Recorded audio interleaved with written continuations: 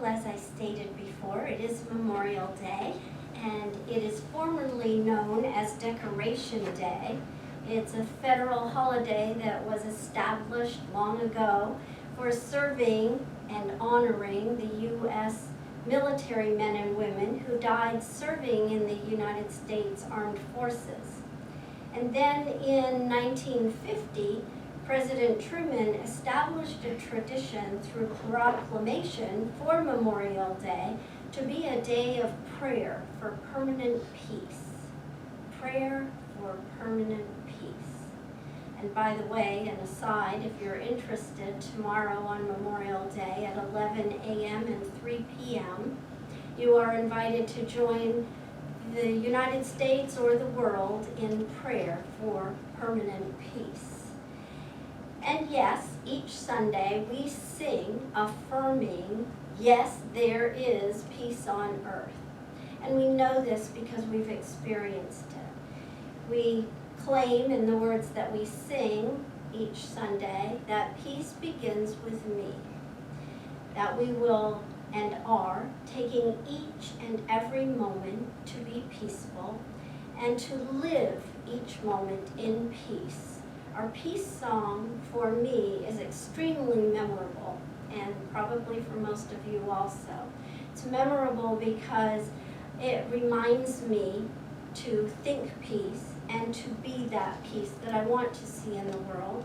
And it also reminds me that as I am knowing this peace for myself, and we are collectively knowing it in race consciousness, we are elevating it on planet Earth. Rumi wrote, "Love is the whole thing. We are only pieces." Our talk title today is Pieces, P-I-E-C-E-S, pieces. We are pieces of this love, pieces of this wholeness that life is. We are pieces of the peace in the way that we guide and direct our own lives. So we in Science of Mind believe that people share universality of life with all of life, and that this unification gives all people a divine participation. You yourself are simultaneously a divine spark of the whole and an individual soul. Simultaneously. And so, therefore, you are free to express yourself either by knowing you are a necessary piece of the love that is the whole, or by seeing yourself as separate and a necessary piece in the whole. Now, whichever viewpoint we hold proves itself through us. It proves itself to us. Although there is not really any way we could be that second idea. We are to ourself what we believe about ourselves. We are to ourself what we believe about ourselves. Rumi's quote reminds us that just like puzzle pieces, the whole is needed to have the complete picture. Each and every one of us is a necessary part of this life. We all make up this love, this life. And coming to understand this fact and growing our idea of this one magnificent life allows us to more fully know the words, "do no harm." Just as we would not cut off our foot if it caused us a problem, we must not dismiss each other when a problem arises. What we must do is find new ideas for how to work within the whole for the good of the whole. If you've used a jigsaw puzzle, you know that the pieces kind of lock into place when they're where they're supposed to be, and sometimes it's kind of hard to pull them apart, but they're locked into place. You know, there's kind of a satisfying snap that happens when you click that thing into place. You go, "Oh, I know that's the right place because it fits perfectly. I know it's in the right spot." Well, personally, when we find that place of what is ours to do in the world, sometimes you kind of feel that same kind of comfort, that kind of snap, that satisfying holding knowing that this is where you're supposed to be, this is what you're supposed to be doing. And when we look around us, we begin to see other things falling into place because we know that we're in the place we're supposed to be. We look around and see the other things falling into place, and as we look around, we begin to make more sense of the universe and the world around us, and we begin to kind of see the face of God and those things that are around us, and it all seems to be having some special meaning. In fact, perhaps we're actually coming up with the meaning of life, knowing that this is where I'm supposed to be, this is my part, this is my piece of the puzzle, and as long as I'm doing what is mine to do and everybody else is jumping in and finding their things to do, the puzzle begins to take form and begin to see a new picture, a new tapestry of what life is all about. Now, the cosmic puzzle isn't always like the jigsaw puzzles that we have in our game rooms. When I was growing up, we get out the puzzle and there's always at least one piece missing. In the cosmic puzzle, there are no missing pieces because they are all part of the one puzzle, the one life. And we don't have to start with the edges because actually we can't start with the edge because there is no edge. In an eternally infinite universe, there are no edges. There is no something outside of the puzzle. It is just the puzzle that we're working on.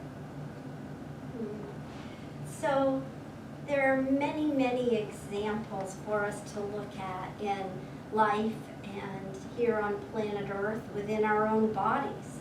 Alfred Wegener was a prominent scientist and geologist who solved one of the biggest puzzles on Earth when he suggested the theory of continental drift, which explained how the Earth's continents once fit together just like a jigsaw puzzle, but now have moved apart from each other. Another great example, and one of my favorite values, as Mark talked about today, is family. Families are like a puzzle. They fit together in a certain way.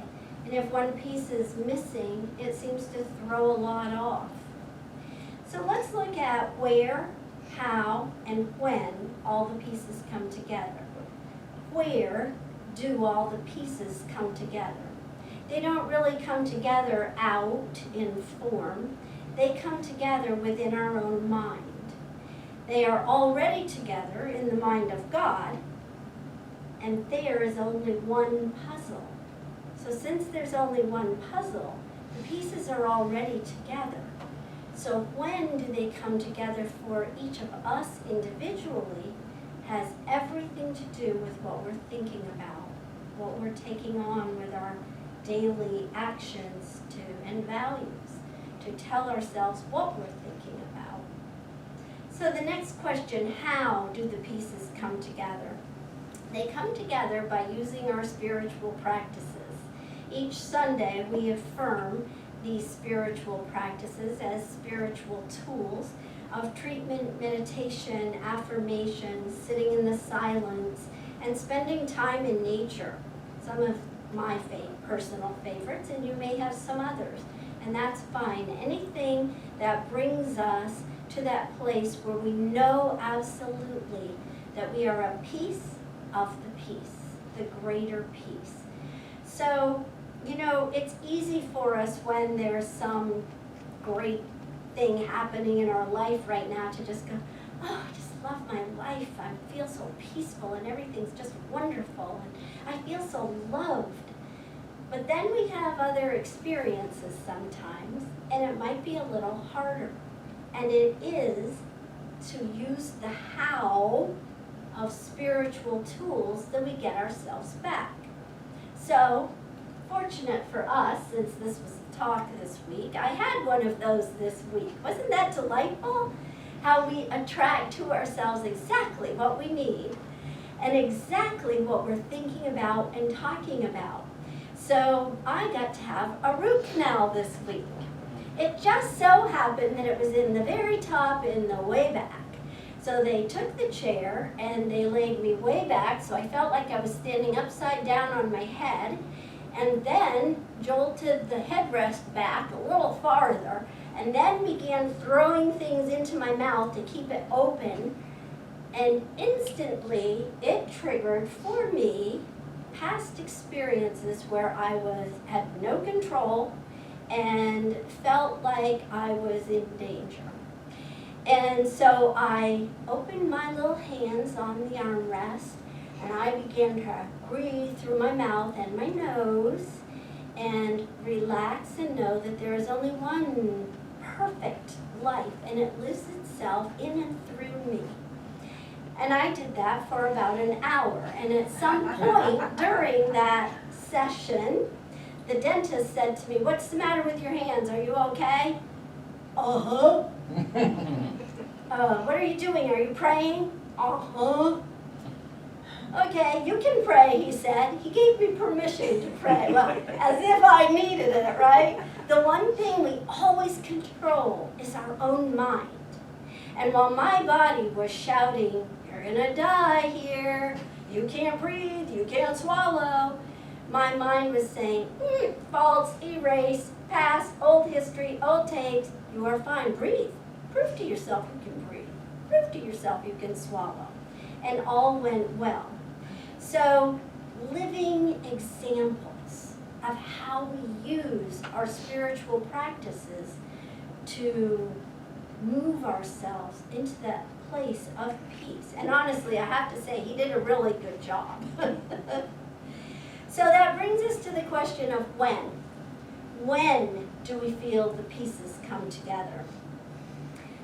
Well, you may have your own answer for this one, but mine is that we know when we have a constant, consistent feeling of faith. So sometimes we hear people say, or maybe even ourselves say, "Well, I've been working my spiritual practices, but nothing seems to be happening. I'm treating, but it hasn't shown up yet." What we did in that was affirm that most recent idea. And when we affirm the most recent idea, we negate the previous affirmations that we profess to be attending to and giving our intention. The when is found once again within ourselves. It's not a day on the calendar. It's not a time on a clock. It's a constant, consistent feeling of faith. So when we give our attention within, and we feel that feeling of faith and that knowing, and it's solid, that's your when. You know your puzzle pieces just snapped into place. And honestly, it may take a little human time to figure out the right thinking process to align your thoughts with a law according to your perfect outcome. And while we're doing that, we can enjoy the process. And as we enjoy the process and take ownership for it, we can begin to realize that there is no time in God. There's only this now moment. And have you noticed that sometimes the pieces of the puzzle have a tendency to come together when you least expect it? Ernest Holmes wrote, "Since each soul is some part of the whole, it is impossible that any soul can be lost." So when we're feeling that idea of being lost or without an answer, look within. It's always there. So now we know the where, how, and when we put the pieces of the puzzle together. The next question, of course, is why? Why would we have to worry about putting all the puzzle pieces together? Or why would we feel a need to or desire to? I think Aristotle said it perfectly. He said, "The whole is greater than the sum of its parts." The whole is greater than the sum of its parts. The meaning is that, for example, if you were given all the components of a motor vehicle, they would have no meaning or purpose or value to you if they just sat in a big pile on the floor. They have no meaning or purpose to you until they're combined and assembled to become a car, to create a car. Then all of a sudden, it has a purpose. Yeah, I know John's smiling here, he knows all about this. And I think it's fascinating, when you put all the pieces together and you turn the key, that car seems to come to life. It's no longer just a jumbled up pile of nuts and bolts and parts. It actually seems to have a life to it. Similarly, we're all parts of the universal whole. And we realize greater meaning and understanding in our individual parts of who we are when we can recognize how our part contributes to or are intricately associated with the whole, the universal whole. We find personal meaning and purpose and a meaning in life when we connect ourselves with the greater life. There's a philosophical concept known as reductionism, and this concept implies that a system is nothing but the sum of its parts. And to understand how things work, we break the system down into individual fundamental pieces, and we figure out how each of those pieces work, and then we put them back together to figure out how they work together to create the system, to make the system work. That's the basic idea of mechanical physics and materialistic science, the idea that everything is just parts and pieces, particles. And we know that in life it's more than that. A system will have features that none of the individual parts have. And there's a concept known as emergentism, and that explains how higher level features arise out of mere parts. It adds meaning and purpose to the parts because that meaning and purpose emerges out of the new creation. Some physicists claim that reductionism and emergentism are complementary, meaning that they both are needed to explain natural processes. In nature, we have obviously particles, rocks and stones and so on, but we also have life. Life is a complex system with a lot of moving parts. And when we try to dissect living organisms, they tend to not survive the investigation. Well, the life part of them quite often doesn't anyway. The parts of the system do not survive when separated from the whole, and it's nearly impossible to put them back together again. We know that the greater the complexity, like ecosystems and societies and so on, are maybe somewhat more adaptive to dissection and putting back together, but sometimes we have to figure out how the things maybe would work better if we changed the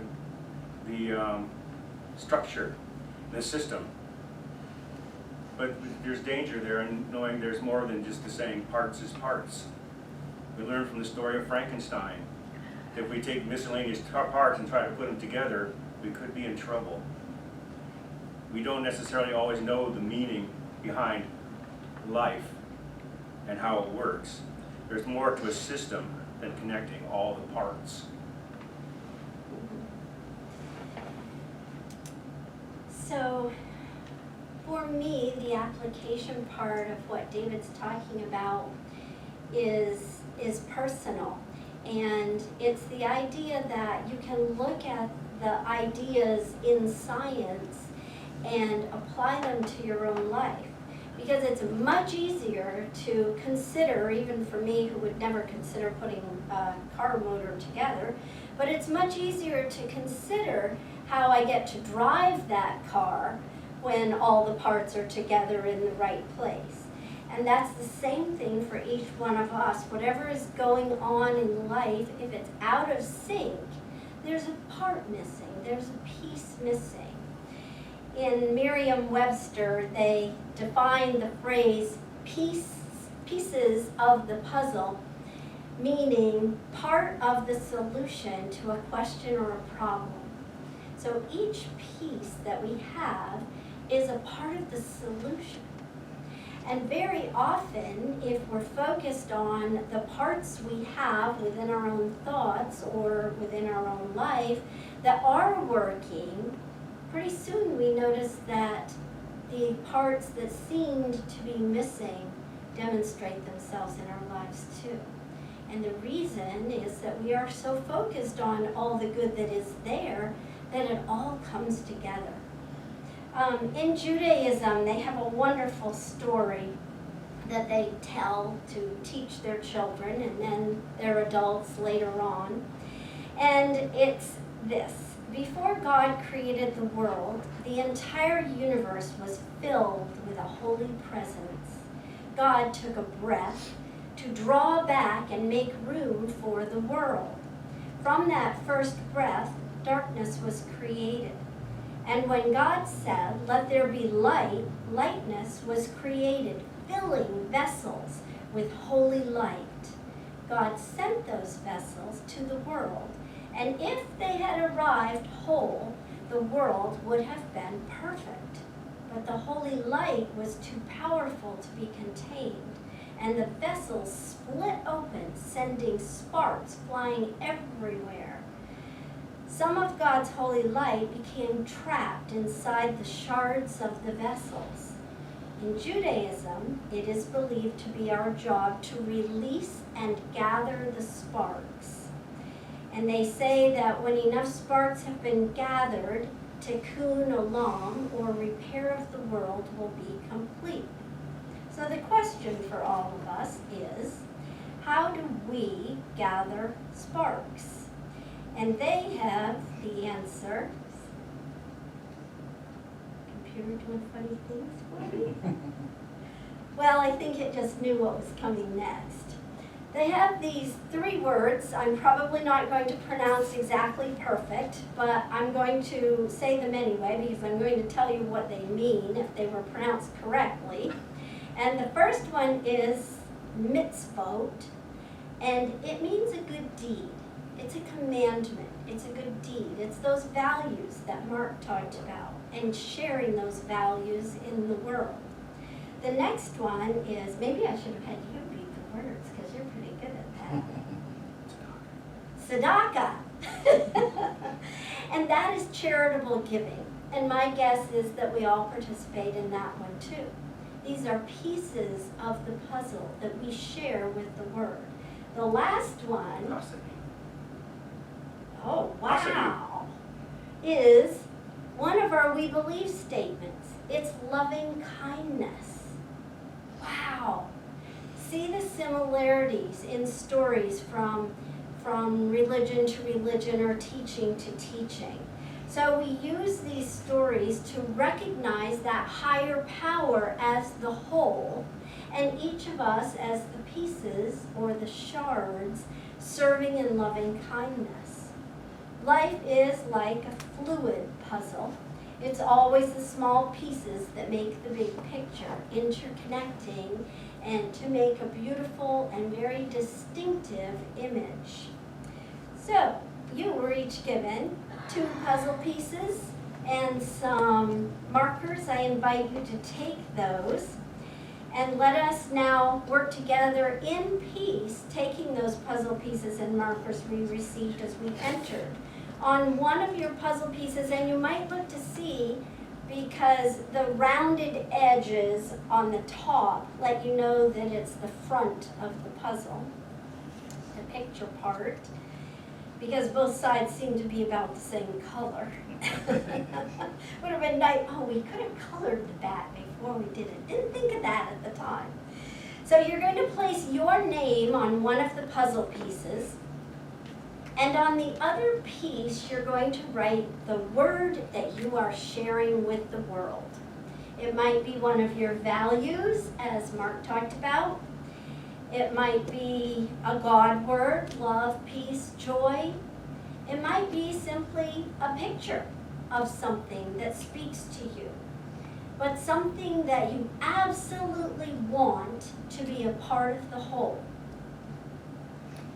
And then when you get both of your puzzle pieces ready, you can bring them forward, and we may have to conclude putting the puzzle together at the end of service, which is fine, but you can bring them forward and we'll start and see if we can put some of them together. And then when you return, I invite you to close your eyes and give your attention to the personal piece that you are of the whole.